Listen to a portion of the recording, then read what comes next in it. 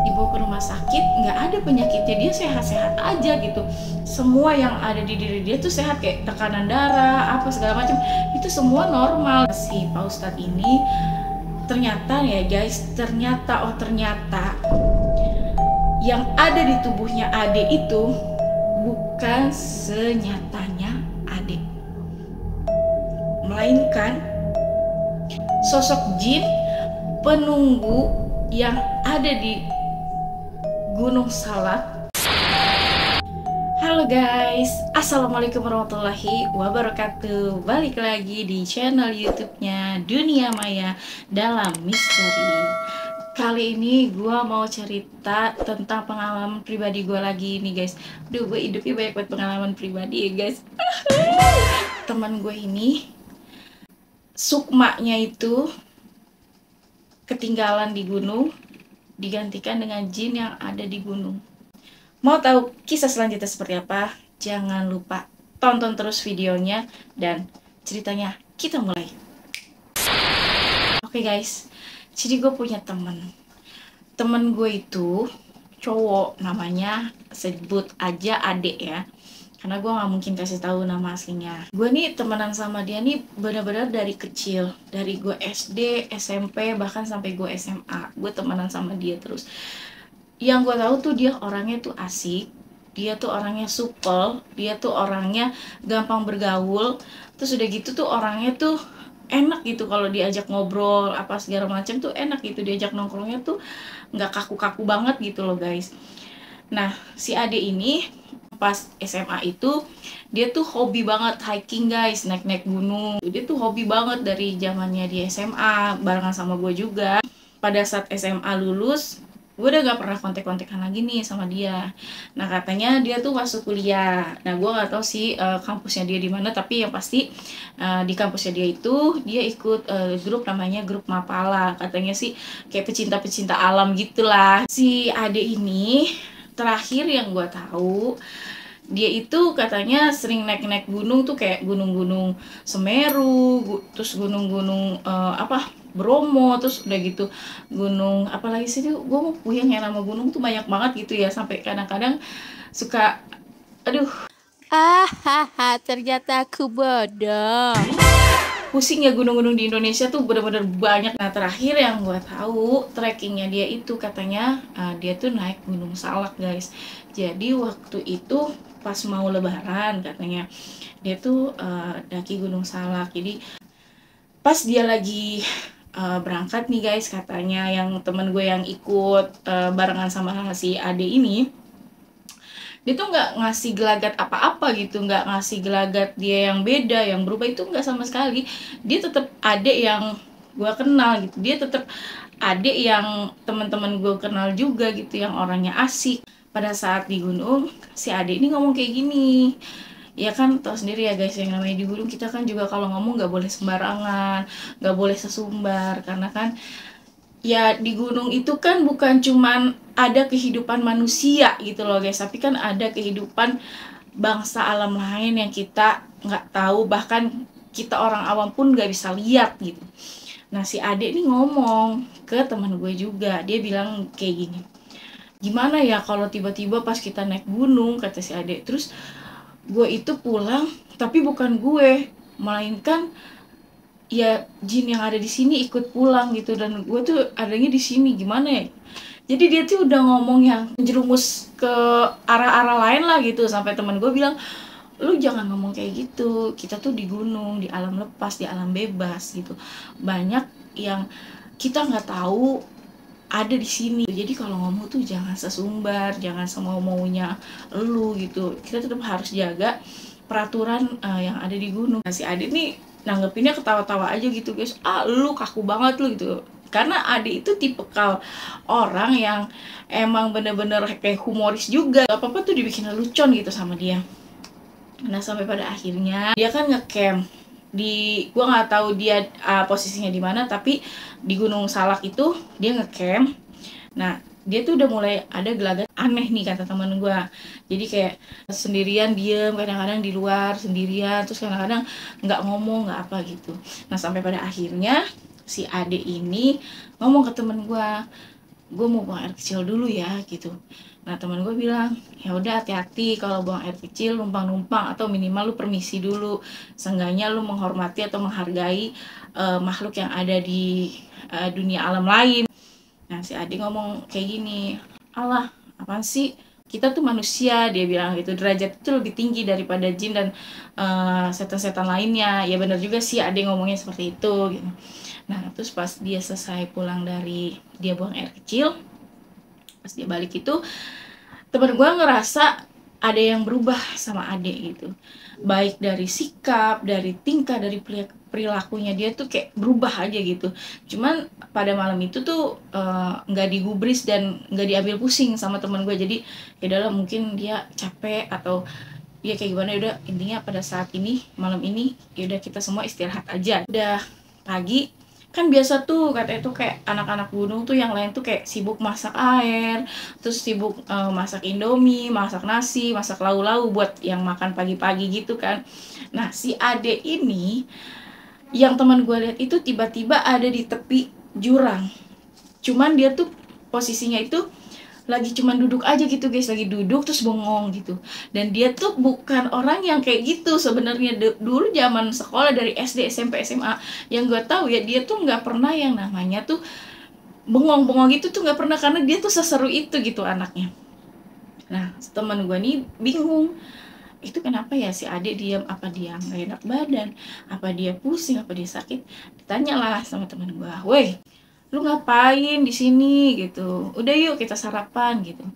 Terus dia tuh kayak yang cuman nengok doang ke temen gue gini, nengok terus ke atas gini, udah. Terus dia balik badan lagi, ya dia ngeliatin pemandangan yang ada di tebing itu aja gitu. Sampai temen gue, dih lu muka lu cuek banget, nggak biasa-biasanya lu kayak gini. Mungkin ada lagi bad mood atau lagi kayak gimana gitu. Diambilin lah makanan sama temen gue ini, diambilin makanan. Pas udah mau deket ke si Ade, nah si Ade ini lagi ngunyah guys. Jadi kayak lagi makan gitu loh gitu. Nah temen gue bingung, si Ade makan apaan, perasaan tadi gue ngambil makanan dia diem aja di sini. Dia tuh gini ngunyah, enak banget gitu loh ngunyah. Sampai temen gue nanya, lu makan apaan dek? Dia nggak jawab sama sekali, dia cuma nengok ke temen gue terus dia mangap. Lu tahu nggak apa yang ada di mulutnya dia? Dia makan serangga yang ada di sekitar dia. Jadi gue nggak tahu ya dia kayak makan kecoa atau dia makan apa, pokoknya jenisnya serangga. Yang teman gue lihat itu jenisnya itu serangga. Terus teman gue kaget, lo apa-apaan sih makan kayak gini, ada indomie, ada nasi goreng, ngapain makan gini, lo ada mie instan, lo gila ya gitu. Nah sama teman gue ini langsung diambilin air minum, disuruh minum, diminum lah tetap sama si Ade tuh diminum gitu. Cuman dia nggak banyak ngomong gitu loh guys. Dia dengan posisi dia tuh yang diem 1000 bahasa. Ada yang aneh nih sama Ade, gelagatnya beda gitu. Sampai si kakak mapalanya ini memutuskan akhirnya ya udahlah, kita nggak usah sampai atas banget, nggak usah sampai ke summit banget, sumit banget. Gue nggak tahu ya bahasanya sumit apa summit itu, ini anak gunung, coba komen di bawah ya.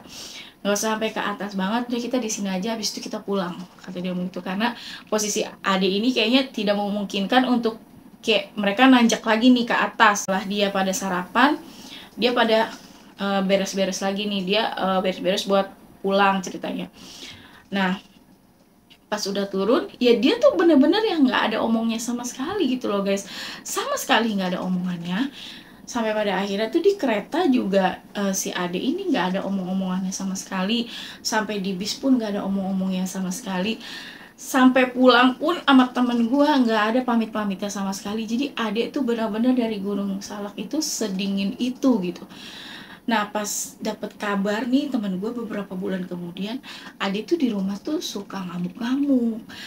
Ade tuh di rumah tuh malah marah sama dengar suara-suara kebisingan. Kayak dia tuh nggak suka dengar suara TV, dia tuh nggak suka dengar suara radio gitu. Jadi apapun yang jenisnya suara-suara dari yang dia tadinya nggak kenal atau gimana, dia tuh kayak ngamuk gitu loh. Nah orang tuanya mempertanyakan, kenapa anak gue setelah pulang dari gunung kok bisa kayak gini ya gitu. Nah itu jarak dari dia pulang dari gunung itu udah beberapa bulan, jadi udah bukan beberapa minggu lagi kan, udah beberapa bulan. Akhirnya orang tuanya datanglah ke rumah teman gue nih, cerita apa adanya gitu. Sampai katanya si ade ini guys, si ade ini pernah makan, jadi cicak lewat terus diambil sama dia, terus dimakan tuh cicaknya. Jadi benar-benar seabsurd itu gitu, si ade tuh benar-benar seberubah itu. Sampai ibunya pun nangis-nangis nih, ibunya si ade cerita ke temen gue tuh sampai nangis-nangis, dibawa ke rumah sakit, nggak ada penyakitnya, dia sehat-sehat aja gitu, semua yang ada di diri dia tuh sehat, kayak tekanan darah apa segala macam itu semua normal. Ibunya bingung, sampai pada akhirnya teman gue tuh ngajak ke ibunya ade ini, coba kita ikhtiar ke orang yang lebih paham dunia lain lah, ibarat katanya gitu. Akhirnya si adik ini dibawa ke orang pinter. Nah, orang pinternya itu juga ibarat katanya bukan orang pinter yang dukun gitu, bukan guys. Jadi orang pinternya ini ya seorang ustadz lah gitu, guru ngaji juga, terus imam di masjid juga. Nah, dia tuh datang ke situ, dia menceritakan yang sebenarnya gitu. Jadi pertama versi teman gue dulu nih, dari dia nanjak, dia ngomong di gunung gini-gini sampai dia pulang itu diceritain. Nah terus lanjut cerita ibunya sampai kelakuan anak itu berubah, nggak mau denger azan di TV, nggak mau denger suara TV, nggak mau denger suara radio gitu, sampai pada akhirnya tuh makan makanan yang nggak semestinya dimakan. Jadi, ibunya belanja ikan mentahnya tuh dimakan. Bener-bener definisi itu bukan adik sama sekali gitu guys. Akhirnya pas setelah diceritain, dilihat di Terawang, kalau kayak kita bilang mah gitu, di Terawang sama si Pak Ustadz ini, ternyata ya guys, yang ada di tubuhnya Ade itu bukan senyatanya Ade, melainkan sosok jin penunggu yang ada di Gunung Salak menguasai tubuhnya si Ade. Nah, si Ade ini sukmanya ketinggalan di sana di gunung itu, dan persis banget sama apa yang Ade omongin di awal pas dia mau nanjak. Kayak lu kebayang gak sih, lu lu datang ke gunung sehat, terus lu cuma ngelucon kayak gitu, tiba-tiba pulang udah bukan lu gitu. Diri lu nih, badan lu, tubuh lu tuh udah dikuasain sama orang yang ibarat katanya bukan orang sih, sama makhluk lain jenisnya jin, dan sukma lu tuh ditinggal di sana. Jadi kayak barteran, gue pinjam jasad lu di sini ya gitu, kesannya tuh seperti itu gitu. Dan ya terus terang ibunya tuh shock banget, shock berat, dan katanya Ade ini udah nggak bisa diselamatin karena si jinnya itu sudah melekat banget di tubuhnya si Ade. Ibarat kata tuh kayak udah, Ade tuh udah dipeluk begini. Mungkin kalau posisi dia pulang dari naik gunung sehari 2 hari atau bahkan seminggu 2 minggu masih bisa katanya diusahain lah gitu, misalnya dicarikan penggantinya atau gimana, atau bisa dipulangkan gitu, walaupun harus mengorbankan apa gitu, seenggaknya masih bisa dipulangkan. Tapi karena ini sudah berbulan-bulan dan itu dipantengin aja sama ibunya, karena ibunya pikir ya si Ade ini sakit medis gitu, ternyata penyakitnya tuh malah non medis gitu, yang pada akhirnya ya harus merelakan, ibunya tuh harus merelakan tubuhnya itu Ade, semuanya tuh dari kepala sampai kaki itu Ade, tapi harus menyayangkan kalau yang ada di dalam tubuhnya Ade itu sudah bukan Ade lagi, melainkan jin penunggu yang ada di Gunung Salak tersebut guys. Kasihan ya guys, kasihan. Makanya nih buat kalian ya, kalau naik gunung ngomongnya jangan sembarangan, jangan sesumbar. Kita harus ingat, kita itu bukan berada di rumah kita yang semau-maunya kita, tapi kita berada di alam lepas, di alam bebas.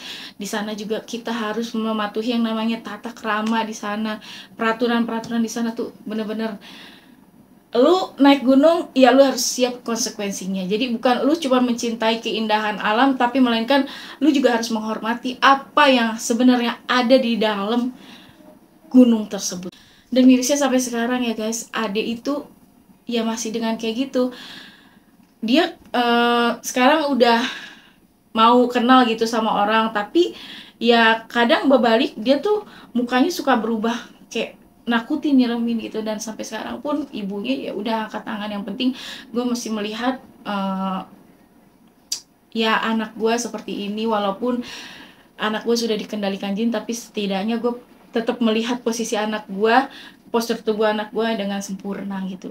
Jadi ya udah, kita doain aja semoga Ade tetap sehat lah ibarat katanya ya. Dan untuk kalian jangan lupa ya guys, tonton terus video ini, jangan lupa juga subscribe, jangan lupa juga nyalahin lonceng notifikasinya. Terus jangan lupa juga nih guys, komen, share sebanyak-banyaknya ke semua teman-teman, sanak, saudara, family ya. Akhir kata gue ucapin assalamualaikum warahmatullahi wabarakatuh. Sampai ketemu di video selanjutnya. Bye bye.